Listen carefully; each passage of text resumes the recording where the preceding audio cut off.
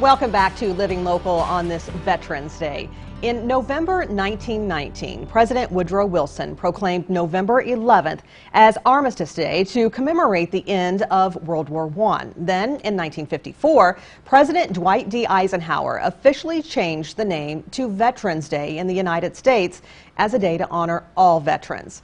And I want to offer a sincere thank you to all the veterans in our area. We do owe you a debt we cannot repay.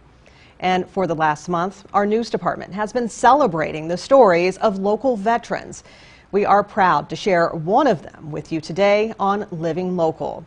An organization in Davenport helps and supports thousands of veterans across the Quad Cities area and has done so the last 4 years, in fact. It's often veterans serving other veterans. Aaliyah Sims introduces us to the founder of the Veterans Outreach Center to learn more about what it means to the local veteran community. Serving those who served us. It is not a handout, it's a hand up, it's a thank you. A thank you that Lola Vanderwally, founder of the QC Veteran Outreach Center, says is well deserved. And I said, hey, what can we do? What can I do in memory of my father, who fought in World War II at the age of 17. He was shot twice, got the Purple Heart, and I thought I'm going to do something in his memory. And that's when the center was created. They offer a slew of free services, including assisting with housing, haircuts, food giveaways, DVD and book exchanges, and helping to take care of the veterans' pets. We're helping soldiers, sailors, airmen, Marines, any veteran.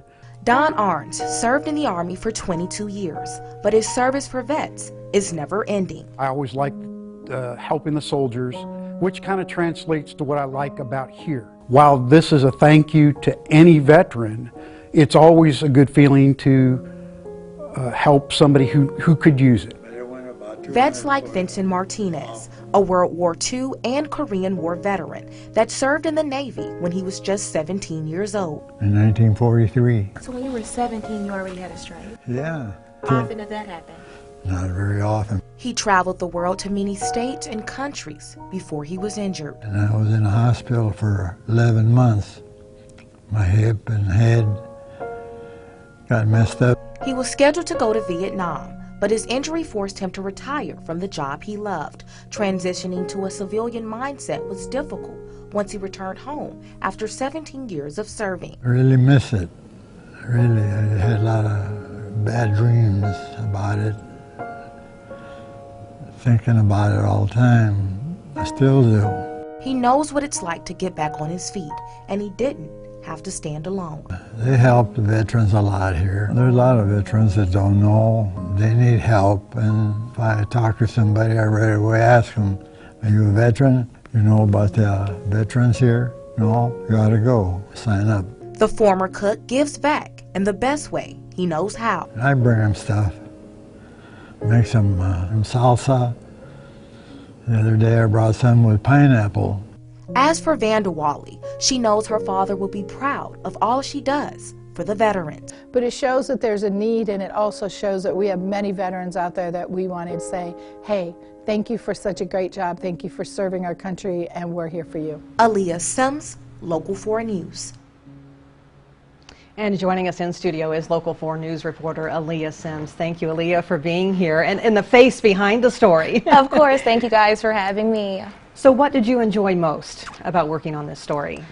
Well, honestly, every veteran has a different story, and they all have that same similarity. They want to fight for this country and what's right for us. And just to speak to all the different veterans in this series, and just to hear the obstacles, the challenges, what got their attention of why they wanted to join this branch or whatever military, Marines, whatever made them decide, okay, this is what I want to do. So all of that just is interesting that they trusted me and that they were open with me about their experience. And so just the stories, it was just amazing just to hear it. Yeah, and I love just sitting down and listening to those stories, and the vets. I can't imagine. You've done a lot of, because you did a lot of these stories, right, for the series. What do you hope folks take away from this story? What I hope folks take away from it is veterans are a selfless group of people.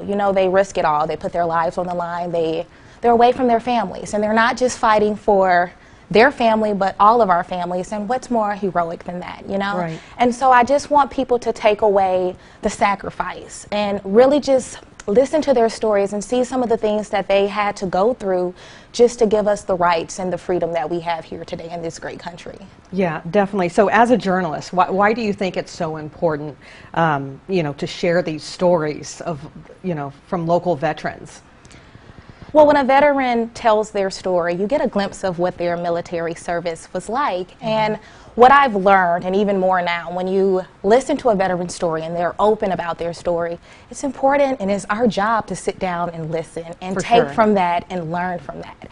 And so it's just always is important for those stories to continue to be told from generation to generation, because maybe you can take that story and maybe people who have that lack of appreciation because they're unaware, you can take that and then they can show the sacrifice and the willingness that they did for all of us here in this country. So Leah, what else can folks expect from this series? Well, one of the first veterans that I spoke to, Robert Fitz, he's a Korean War veteran, and he transformed his garage into this museum. So that's something someone can expect. You can also expect Steven Stoltenberg. He is a member, well, he was a member of the Iowa National Guard, and he talks a little bit about how his love for music translates to how he honors veterans to this day. He has one of the last family-owned stores here in the Quad Cities, music stores. So that's pretty interesting. And then we have Neela Swindell, who's a female veteran, and she talks a little bit about the challenges and obstacles she had, you know, deploying from her kids and reintegrating back into her family again. So